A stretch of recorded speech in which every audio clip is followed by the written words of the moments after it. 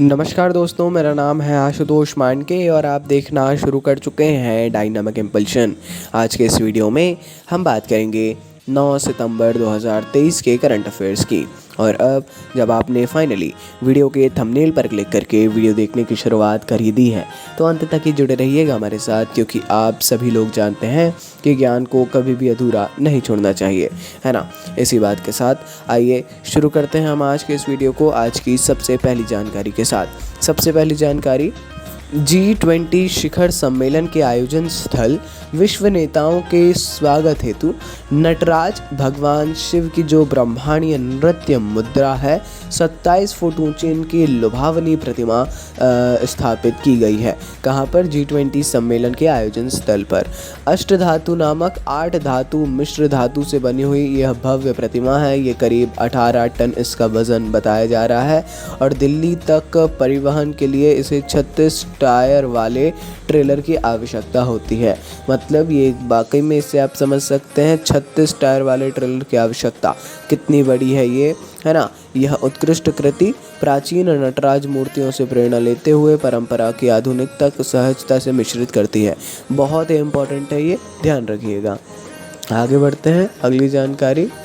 पश्चिम बंगाल विधानसभा ने 15 अप्रैल को आधिकारिक तौर पर अपना बंगाली नववर्ष दिवस, जिसे पोइला बैसाख के नाम से भी जाना जाता है, इसको राज्य के स्थापना दिवस के रूप में मनाने का प्रस्ताव पारित करके एक महत्वपूर्ण निर्णय लिया है। देखिए, अब से एक हाल ही में लिए गए निर्णय के अनुसार पश्चिम बंगाल अब से 15 अप्रैल को अपना स्थापना दिवस मनाएगा।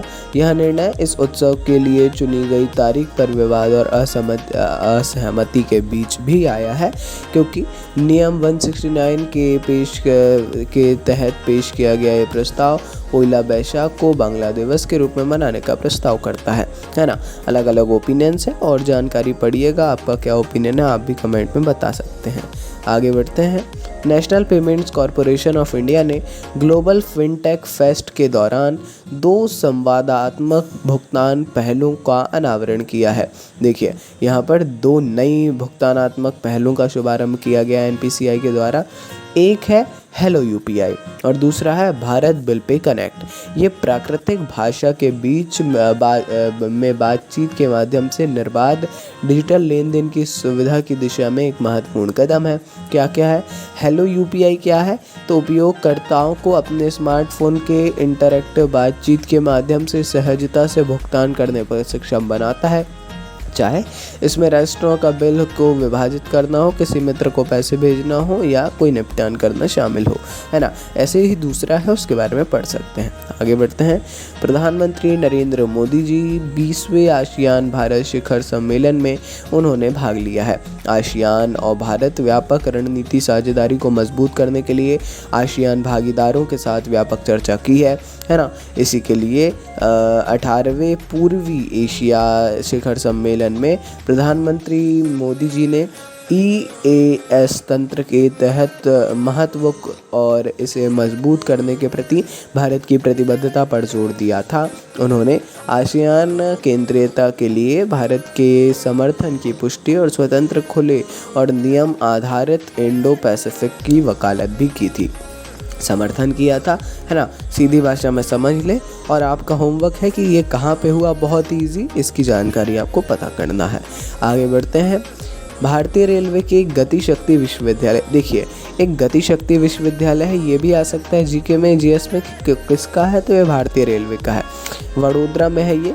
और वैश्विक विमानन कंपनी एयरबस, इन दोनों ने ही हाल ही में भारतीय विमानन क्षेत्र को मजबूती देने के लिए इस उद्देश्य से रणनीतिक सहयोग किया है। किस किस ने? एयरबस ने और गति शक्ति विश्वविद्यालय वडोदरा ने।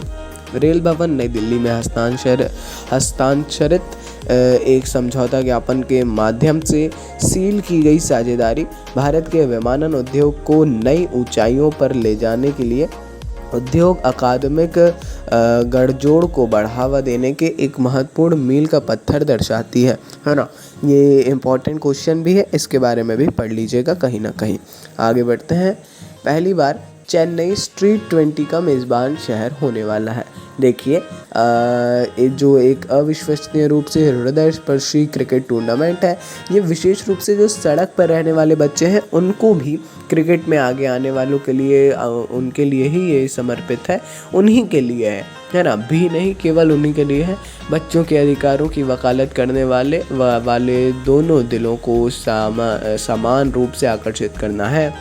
स्ट्रीट 20 एक उल्लेखनीय पहल है जो सीमाओं और पृष्ठभूमियों से परे 15 देशों के सड़क पर रहने वाले बच्चों को एक साथ लाती है। ये असाधारण टूर्नामेंट, इसमें United kingdom, Brazil, Hungary, Mexico, दक्षिण अफ्रीका, श्रीलंका, रवांडा और अन्य देशों के बच्चे भाग लेंगे। अपने लिए भी अच्छी बात है, गौरव का विषय है। टीम के बारे में ज़रूर देख लीजिएगा एक बार, है ना। अपने को पता होना चाहिए मेंस टीम, वुमेंस टीम, इसके बारे में भी। बाकी ये थी आज के इस वीडियो की अंतिम जानकारी। अपन मिलते हैं ऐसी ढेर सारी जानकारियों के साथ किसी अगले वीडियो में। ऐसे ही सपोर्ट करते रहिए। नमस्कार। Dynamic impulsion.